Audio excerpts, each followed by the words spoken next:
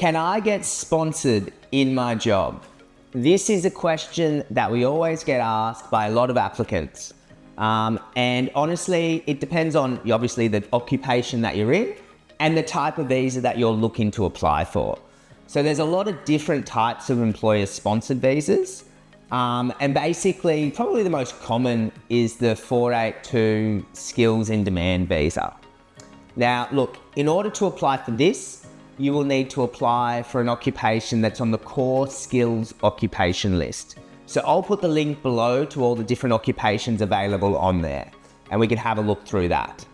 If you do look through that, there's probably, several hundred jobs on there.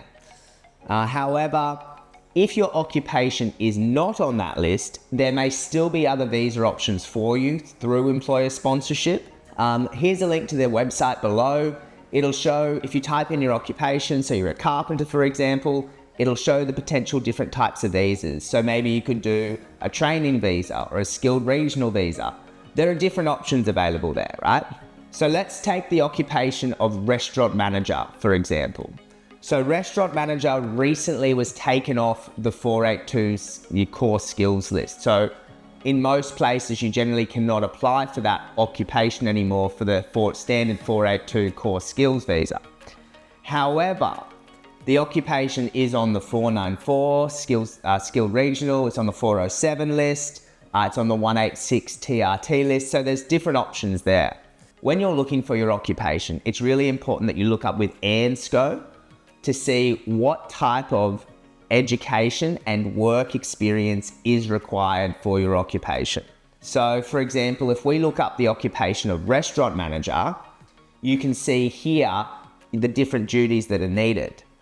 And if you look at the occupation of, for example, hotel manager, you can see the different duties here that are listed. We recently assisted an applicant who was originally going to apply for a 482 visa as a restaurant manager, and she was really bummed that she couldn't. However, when we looked at the duties that she was doing and the employment that she was in, we found that a lot of her tasks that she does in the role are actually aligned to that of a hotel duty manager. And so we were able to successfully lodge a nomination for a 482 core skills list under this occupation. So obviously this is just one example and it's not for everyone, but it's really important to show that even if your occupation isn't on the list, there might be a way that it can still work for you, or there might be different occupations on the list which you can go for, or there might be different types of visa options that you can go for. Obviously, the information provided today is general in nature.